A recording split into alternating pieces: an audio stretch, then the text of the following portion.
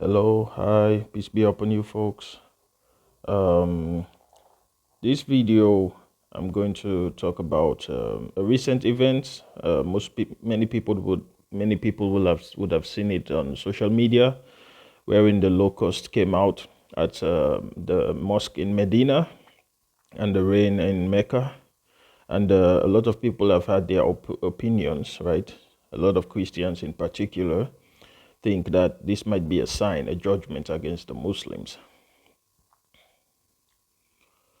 So, ironically, in fact, I'm a little bit ashamed that I didn't make this connection before. But ironically, I'm going to post two videos from both are from Christians, and they provide very good insights into those events. Unfortunately, I think when those videos play, the if you're using earphones or headphones, one part of it would be silent, right? So only maybe the left side or the right side would work. All right. So without much further ado, I'll let the first video play. It's from Jacob Israel from his YouTube channel. Muslims don't know this. I shared this with Muhammad. I felt smart. They're halal as well. So here's not an unclean animal, if you will, that is Mecca, okay? That is coming at this time, right before 420, right before April 20th, right before the hybrid eclipse that's going down at the same time that there are meteors streaking over Israel. It's like a movie, like something right out of the pages of the Bible, and we're all in it. We're all witnesses, if you will.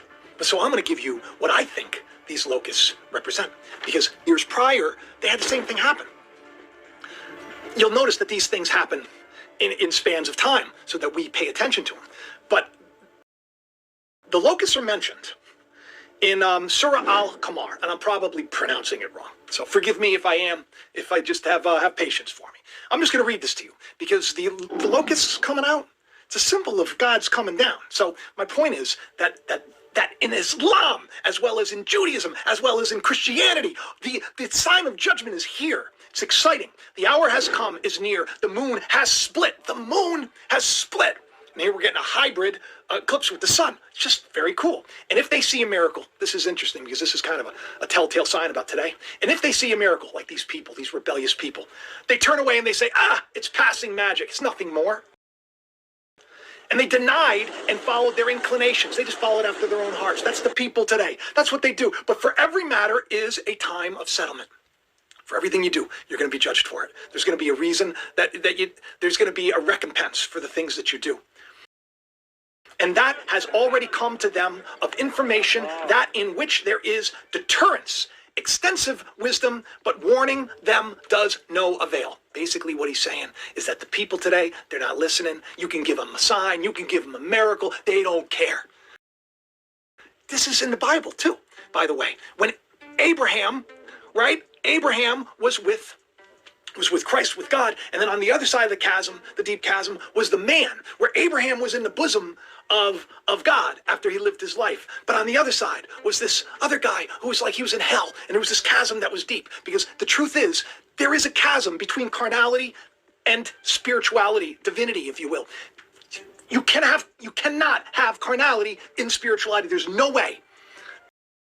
But God gave us the keys of hell. They gave us the keys to the gate of hell. We have power over those gates. My point of saying this is that he said, will you please send somebody back from the dead? Will you tell them so that they listen and then they repent? Because this guy was really upset, because Lazarus was now in Abraham's bosom as well, when he was burning and just wanting to dip his finger in a little water just to cool his tongue. Cool his tongue. Day of suffering, a day of evil. It's upon us. But people won't change if they see a miracle. That's what this is saying. They'll say, it's passing magic. I saw the same show at Vegas. They're like, nah, what does it matter? They follow after the prophets that are liars, the people that they don't even know God. Even a warning won't avail them. A warning won't avail. So, he says, leave them, O Muhammad. The day the caller, also summoner in other texts, the day the caller calls to something forbidding, their eyes humbled, they will emerge from the graves as if they were locusts spreading, racing toward the caller. The disbelievers will say, this is a terrible day. The people of Noah denied before them. Same thing. And they denied our servant, and they said, a madman. This guy's a nut. So he invoked his Lord, and he said, indeed, I'm overpowered, so help. Then we opened the gates of heaven with rain pouring down, and caused the earth to burst with springs, and the waters met for a matter already predestined. This is an interesting thing. And we carried him on the construction of planks and mills. This is interesting, because it's talking about a resurrection that's going to take place in the midst of a people that are so messed up. It's going to be like locusts swarming. So that's the day that we're in, a difficult day, a day that Noah said things. So there's a lot of weird things happening. April 20th, it's Eid. It's the end of Ramadan. It's the beginning of the feast. So is it possible? Could it be possible that we could be seeing this spiritually speaking? There was the deluge, the rain that took place. There were the locusts that were spreading from the graves. Could this be a sign of judgment and of resurrection? I think so. I also believe in that idea. I believe this might be a sign of judgment and resurrection. In one of my YouTube videos, I titled it Rapture, the Devil Falls, and the Spirit of Adam Descends. I added to the title CERN and biobots and time reversal and warp speed. But I believe even in the Quran, most of the prophecies, they talk about the last day, the day of judgment, when the horns are blown, everything in creation dies, and then everything in creation resurrects as well for the day of judgment. But I believe there is a spiritual resurrection before that, right? When we return to grace, when the time of our exile comes to an end. So in some of those prophecies, I believe they're a little bit hidden in Islam, right? In the Quran in particular. But even in the Hadith, for example, there's this prophecy people talk about in Islam, wherein the prophet says in the end times, there will be women who are clothed. Well, basically, people who are clothed yet naked, right? I mean, we see that in society nowadays. People are dressed half naked and things like that. But I think on the spiritual aspect also, there is the idea that we wear clothes, but yet we lack the clothing of righteousness. We lack the spiritual clothing. So you might see somebody, he looks nice, he's eloquent, but yet still his religion is very bad. Maybe he's even a devil posing as a human being. Even we see even in with some of our leaders, right? They dress really nice. They represent us in churches and mosques and even in our nations. But who knows, right? They lack the spiritual clothing. So we'll go to the second video. The second video is from Pastor PaulBegley, right? Yes. So, I mean, he got it wrong, right? I think the locusts were in Medina, the Prophet's mosque in Medina, and the rain was in Mecca. But I mean, he wanted to make it seem like, Christians have this, they don't really understand what certain things are in Islam.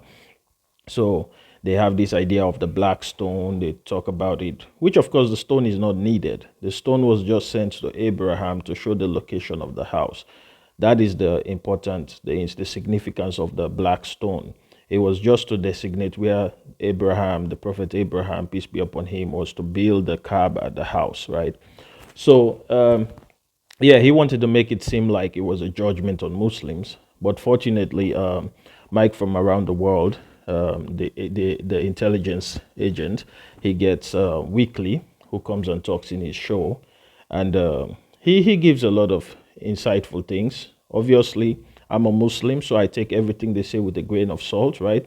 And I try to decipher what the real agenda behind certain things are, whether some of them are being accomplished by God himself or using people to bring them to pass. Because some of these events, it would seem like they're really trying to play out certain prophecies so that they can deceive the people, because the people believe in these prophecies. So if they see things happening, coming to pass, they will try to see what is right or what is wrong based on what they know from those prophecies. Anyway, let's go and watch Pastor Paul's video. Darkness, gloominess, thick clouds, darkness. So let me ask you, meanwhile, in Mecca this week, of course, it's Ramadan, and all of a sudden, locusts came in. Now, I know locusts is in the Middle East and they kind of move around, but this is really weird because they weren't really having a big locust issue. But locusts came in and landed on these guys as they were marching, praying and walking around the Black Stone there, the Kaaba. And then a rainstorm came, very strong rain. And as it rained so hard, cockroaches crawled up from underneath their feet and began to jump on their clothing and stuff. So is this a phenomenon? Is this a weird, is it just a coincidence? I mean, what in the world was that? I think it's a foreshadowing.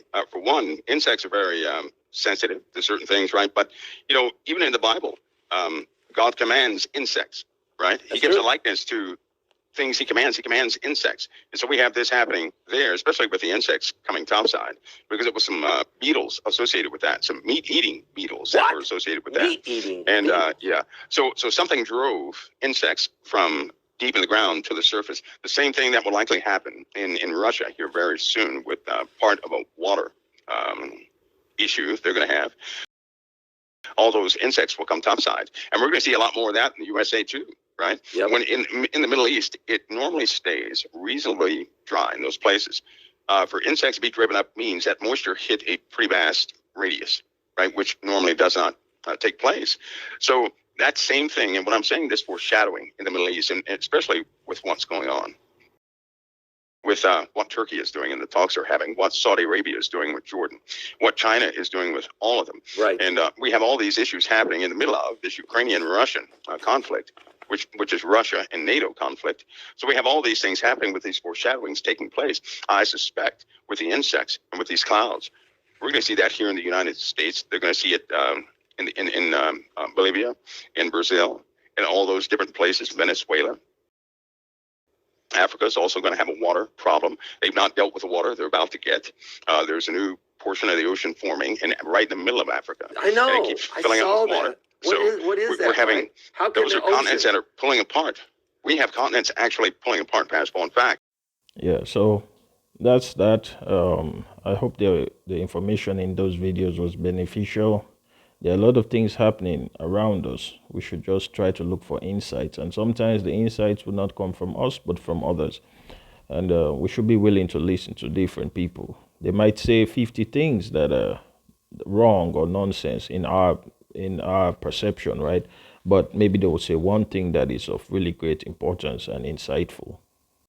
So I hope I don't get a copyright for this. All right. Thanks, guys. Peace be upon you.